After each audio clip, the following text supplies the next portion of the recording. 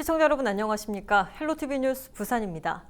태풍으로 인한 직접적인 피해도 있지만 도로 침수도 주의해야 합니다. 집중호우와 침수 발생 시 안전 운전 요령을 김단비 기자가 전해드립니다. 자동차 침수의 한계선은 통상 바퀴의 절반 이하입니다. 폭우가 내려 도로가 침수된 경우 가급적 지나가지 말고 우회 도로를 이용해야 합니다. 엔진 주변 기기까지 물이 들어가면 심각한 손상을 피할 수 없기 때문입니다. 하지만 불가피하게 침수된 지역을 통과해야 한다면 1단이나 2단의 저단 기어를 놓고 시속 20km 이하로 천천히 한 번에 지나가야 합니다. 속도를 높이려고 가속 페달을 밟았다간 엔진에 물이 유입될 수 있습니다. 시동이 꺼지는 것을 방지하기 위해 에어컨을 켜거나 브레이크를 밟지 않는 것도 중요합니다. 침수 지역을 지나가다 차량이 정지하게 되면 차량을 그대로 놓고 벗어나야 하고 다행히 통과했다면 서행을 유지하면서 브레이크를 여러 번 가볍게 밟아 젖어있는 브레이크 라이닝을 말려줘야 합니다. 차가 미끄러질 수가 있으니까요. 브레이크를 갑자기 밟지 마시고 미리 조심하셔갖고 서행하시는 게 가장 좋습니다. 이미 엔진 내부에 빗물이 들어갈 정도로 차가 침수됐다면 시동을 켜는 것은 금물입니다. 시동을 건다거나 전자제품을 사용하면 2차적인 피해가 발생할 수 있고 심한 경우에는 엔진이 파손될 수 있습니다. 차량의 모든 전원을 가급적 차단하고 안전한 곳으로 피신한 다음 자동차 제작사나 손해보험사에 도움을 요청하는 게 좋습니다. 그럴 때는요, 절대 시동을 켜지 마시고 보험사에나 연락하시거나 견인을 받으셔갖고 가까운 서비스에 가셔갖고 조치를 받으시는 게 최고 좋습니다. 엔진에 치명적인 손상이 갈 수 있으니까 절대 안 하시는 게 좋습니다. 배터리가 뒷좌석 아래에 위치한 하이브리드 차량은 차량 번호판 위치까지 물이 차면 침수됐다고 보면 됩니다. 고전압을 사용하는 만큼 메인 전원 차단 플러그를 뽑으려 했다가는 감전될 수 있기 때문에 주의가 필요합니다. 헬로티비 뉴스 김단비입니다. 부산항에서 코로나19 집단 감염 사태가 발생한 뒤 항만 입국 외국인 선원들에 대한 격리를 의무화했습니다. 이에 따라 해양수산부가 여수와 부산 두 곳에 선원들이 머물 수 있는 격리시설을 지정했는데요. 지역에서는 논란이 잇따르고 있습니다. 안수민 기자가 보도합니다. 해수부가 해외 입국 선원 격리 시설을 중구의 한 호텔로 지정해 운영하기 시작한 건 지난 17일. 당초 서구에 있다 인근 상인과 주민들의 반발로 대체 장소를 찾으면서 위치를 옮겼습니다. 문제는 이 과정에서 지자체와 협의를 거치지 않았다는 점입니다. 중구는 해외 입국 선원 260여 명이 지역에 있는 호텔에 입소를 한 뒤에야 격리시설 지정 사실을 알았습니다. 해수부 측하고 부산시에 연락을 하니까 이거는 국가적인 시책이라서 지자체하고는 아무 관련이 없다. 그래서 제가 더 화를 냈습니다. 지자체와 의논을 하고 해야지. 지자체는 아무거나 없고 국가에서 하는 일은 지자체는 무조건 따라라. 주민들은 1인 시위를 벌이는 등 격리시설 지정에 대해 거세게 반발하고 있습니다. 격리시설이 도심지에 있어 주택가와 학교는 물론 지역 관광지와도 인접한 상황. 도심입니다. 구도심이라 하지만은 진짜 여 뒤에 쭉 보시면 아시겠지만은 전부 아파트예요. 주택가예요. 그리고 가까운 곳에 초등학교도 있어요. 우리는 1인 시위를 하여튼 나갈 때까지 할 거고요. 자갈치 시장과 국제시장 등 부산의 대표적인 관광지와 상권이 몰려있는 지역 특성상 경제 타격을 우려한 상인들의 반발도 거셉니다. 코로나가 없어지기 전에는 이 시장은 그냥 나쁘게 표현하면 아예 문을 다 닫아야 된다. 이럴 지경까지 왔는데 여기 70%가 우리 중구는 상업에 터져있는데 여기에다가 지금 아무 소식 없이 이렇게 한다는 거는 이거는 있을 수가 없다고 봅니다. 더욱이 해외 입국 선원 격리시설로 지정된 곳에서 불과 10분 거리에는 부산시가 지정한 해외 입국자 격리시설도 위치하고 있습니다. 격리시설 자체가 우리 주민들이 볼 때는 청정지역에 이제 확진자가 들어올 수가 있다. 생계의 문제가 크죠. 협의 없이 하니까는 이게 문제가 이렇게 커지는 거죠. 그리고 서구에서는 상해인 구민들이 반발을 하기 때문에 중국으로 넘어왔다고 생각을 하니까는 이제 우리 중국민은 우리는 대한민국 국민이 아닌가. 주민들을 비롯해 지역 16개 전통시장 5천여 개 점포 상인들은 격리시설이 이전할 때까지 철야 농성을 벌이는 등 강경 대응하겠다는 입장입니다. 헬로티비 뉴스 안수민입니다. 의회에 사과를 촉구하며 주민이 단식 투쟁을 하는가 하면 100여 명의 주민들이 규탄 대회를 열기도 했습니다. 의원 간 성추행 고소장이 접수돼 경찰이 수사 중입니다. 이 모든 일이 기장군 의회에서 불과 한 달 만에 벌어진 일입니다. 김현정 기자가 보도합니다. 기장군의회 갈등이 극에 치닫고 있습니다. 지난 2일 기장군의회 의장단 선거 과정에서 대립각은 여실히 드러났습니다. 총 5석 중 통합당 2석, 무소속의 2석이 돌아갔습니다. 하지만 경제안전도시위원장을 놓고 무려 12번의 투표가 이뤄졌지만 선출된 의원들은 모두 거절했습니다. 그 과정에서 조롱 섞인 낙서 기권표가 도마 위에 올랐습니다. 다 드세요. 싫어요. 싫다니까요 등 투표지에 기록돼 있는 낙서를 검표위원이 그대로 읽는 기록이 회의록에 공개돼 있습니다. 기장군 주민자치협의회 100여 명의 주민이 기장군의회에 사과를 촉구하는 규탄대회에 나섰습니다. 낙서 기권표를 작성한 의원의 사퇴와 주민에 대한 공식 사과를 촉구하기 위해서입니다. 한 주민자치위원장은 기장군청 앞에서 4일간 사과를 촉구하는 단식 투쟁에 나서기도 했습니다. 결국 의원 8명이 사과를 하고 단식 투쟁은 종료됐지만 주민들에게 공식적인 사과와 입장 발표는 여전히 없습니다. 기장군의회 사무국에서는 공석이 된 경제안전도시위원장의 부의장 겸직과 특별위원회 구성 등 운영 방안에 대해 행정안전부에 질의를 한 상태입니다. 이뿐만이 아닙니다. 의장단 선거를 며칠 앞두고 현 의장을 상대로 기장군의회 여성 의원이 강제추행 고소장을 접수해 현재 경찰에서 수사가 진행 중입니다. 이에 대해 김대군 의장은 반박 기자회견을 열고 사건 조사를 통해 강제추행 사실이 없다는 점을 밝히겠다고 맞섰습니다. 주민과의 소통은커녕 의원 간의 소통도 이뤄지지 않는 기장군의회 갈등의 골이 깊어져 가고 있습니다. 8대 기장군 후반기 의회가 시작된 지 한 달이 다 된 시점에서 여전히 내외부로 겪고 있는 갈등의 실타래는 풀릴 기미조차 없습니다. 이러는 사이 기장군 의회 본연의 임무를 제대로 지켜갈 수 있을지 주민들은 집중하고 있습니다. 헬로티비 뉴스 김현정입니다. 북한 재개발 내 생활형 숙박시설 허가를 놓고 제2의 LCT라며 반발이 거세지고 있습니다. 당초 북한 재개발 취지를 되살리라는 건데 연이은 삭발에 이어 청와대 국민청원까지 예고됐습니다. 보도에 김한식 기자입니다. 누구나 찾아와 즐기는 친수공간. 지난 2007년 북한 재개발 고시 당시 목표였습니다. 시민들의 삶의 질 향상과 경제적 파급 효과, 고용 창출 등의 장밋빛 효과들도 기대됐습니다. 북한 재개발을 통해 다시 한번 부활을 꿈꿨던 원도심은 초고층 건물들만 떠안게 됐습니다. 매립이 완료된 이후 북한 재개발 상업지구에 60층 규모의 레지던스 건물이 올라가고 있는 겁니다. 마치 해운대 초고층 건물 LCT를 연상케 합니다. 원도심과 바다 사이를 막아서면서 삼복도로에서 바라보는 조망권까지 막고 있는데 비슷한 규모의 건물 2동이 추가로 들어설 예정입니다. 주민들은 특정 계층을 위한 건축 허가를 취소해야 한다며 삭발 시위까지 했지만 부산시는 여전히 곤란하다는 입장입니다. 하지만 초고층 건물로 삼복도로 조망권까지 훼손되고 있는 만큼 건축 규모를 대폭 낮춰야 한다는 주장도 거셉니다. 숙박시설 90%를 50% 이하로 대폭 낮추어서 다시 건축 허가를 변경시켜가지고 허가를 해주는.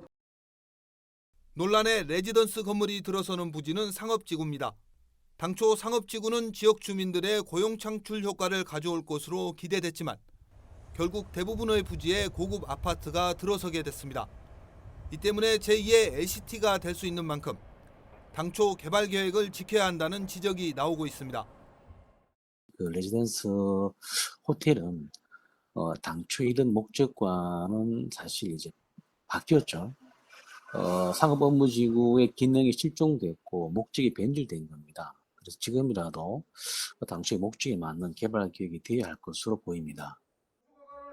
부산시의 북항 재개발 내 상업지구의 레지던스 건립 허가 이후 지역 주민은 물론 각계의 반발이 거세지고 있습니다. 지역 주민들은 청와대 국민청원까지 예고했습니다. 헬로티비 뉴스 김한식입니다.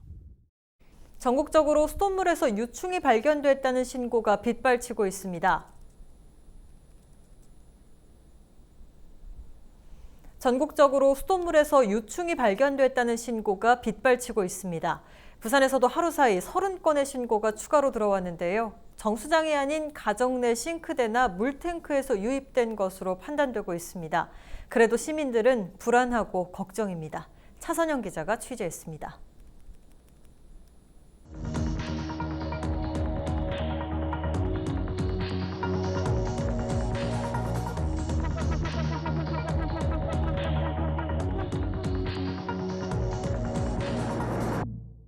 부산 지역엔 22일 기준으로 49건의 수돗물 관련 유충 민원이 접수돼 전날보다 30건이 늘었습니다.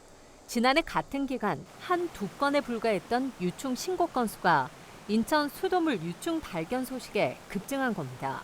환경부에서 전국의 정수장을 대상으로 전수조사를 벌인 결과 부산 지역 정수장에서는 유충이 발견되지 않았습니다. 또 부산시와 상수도 사업본부의 부산 지역 배수지 점검에서도 특이사항은 없었습니다. 상수도 사업본부는 가정 내 싱크대나 세면대 하수구, 아파트 저수조 등에서 유충이 유입된 것으로 판단하고 있습니다. 최근 습하고 무더운 장마 기간이 길어지면서 저수조에 유충이 번식하기에 좋은 환경이 만들어진 것도 원인으로 보입니다. 어느 때보다 가정집 저수조의 제대로 된 관리가 필요한 이유입니다. 주택의 옥상마다 설치된 물탱크라 불리는 저수조, 50세대 이상 아파트의 경우 1년에 2번은 청소하도록 되어 있지만 23만 개의 부산 지역 개별 저수조는 관리가 쉽지 않습니다. 가정 물탱크, 이 부분은 정말 취약하거든요. 그리고 가정에서 6개월 단위로 청소하고 또 이게 하는 부분 돈도 들고 이러기 때문에 안 하는 경우도 많고 그리고 또 의무화되어 있지도 않고 이러다 보니까 굉장히 취약합니다. 80개를 이제 목표를 합니다만은 이제 가정에 곳곳에 배수지를 만들면은 어떤 장점이 있느냐 하면은 우리 간에서 이제 유지 관리도 하고 이러지만은 가정에서 물탱크를 없앨 수가 있습니다. 상수도 사업본부는 수도관로 세척 횟수를 늘리고 노후된 수도관 교체 사업을 지속적으로 추진해 나갈 계획이라고 설명했습니다.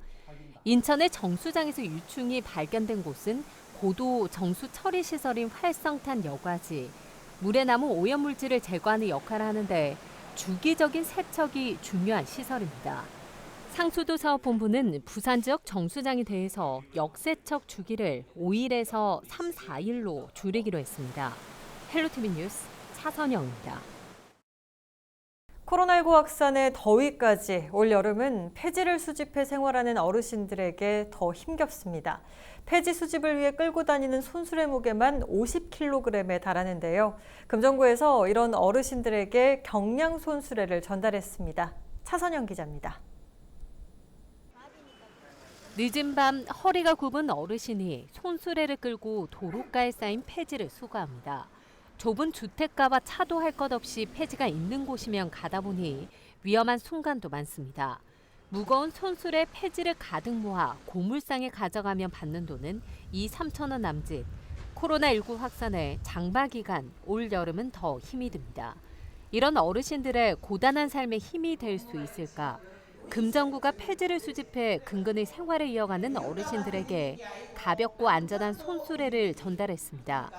손수레 살 형편조차 안 돼 자루를 들고 다니며 폐지를 모았다는 한 어르신은 감회가 남다릅니다.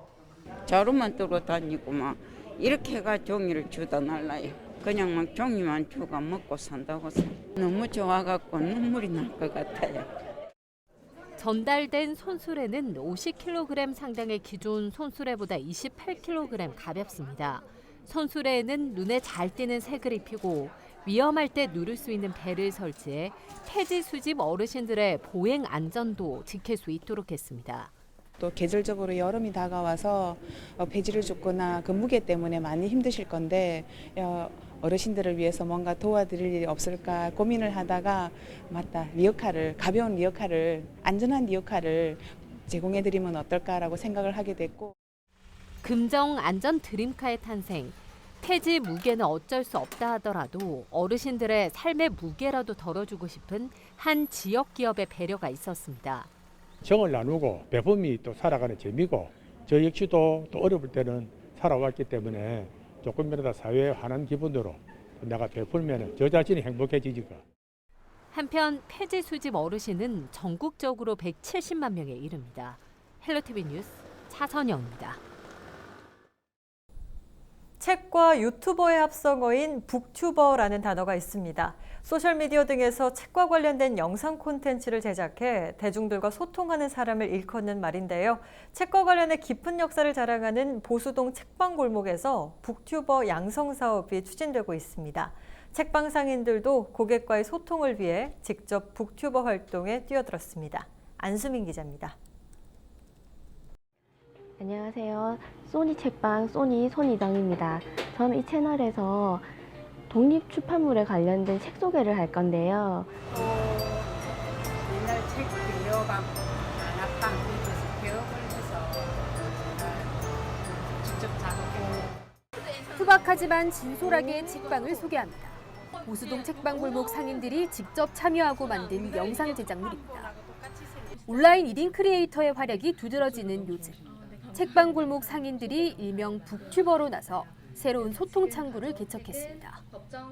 책을 찍어가지고 그 편집하고 작품을 만들어서 올려서 광고 효과를 낼까 싶습니다. 우리 안 하는 분들도 있으니까 책방 골목 전체를 다 한 번씩 인터뷰해서 찍어가지고 한번 올려볼까 싶습니다.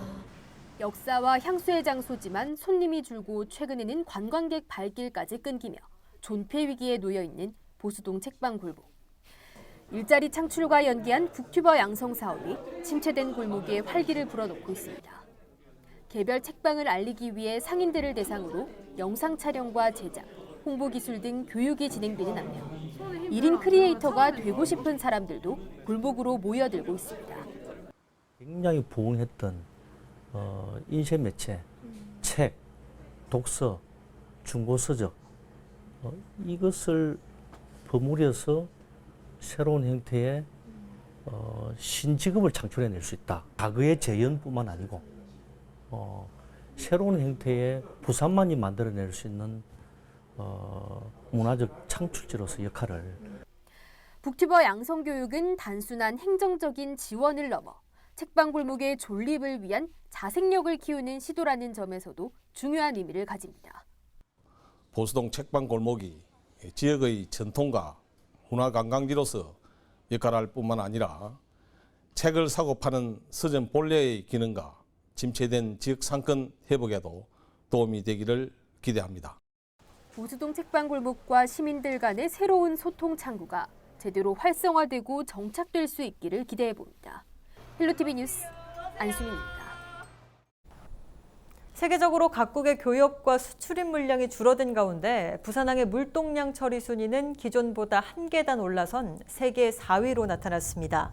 올해 들어 5월까지 세계 10대 주요 컨테이너 항만의 물동량 순위는 중국 상하이와 싱가포르항, 중국 닝보 저우산항이 1위부터 3위까지를 유지했지만 부산항은 지난해 5위에서 중국 선전항을 밀어내고 4위로 올라섰다고 해수부와 부산항만공사는 밝혔습니다. 올해 6월까지 부산항 컨테이너 물동량은 1,075만 개로 지난해보다 2.2% 줄었는데 코로나19로 인한 여파로 1월에서 2월 중국 주요 항만들의 폐쇄가 많았던 것이 영향을 미친 것으로 분석됩니다.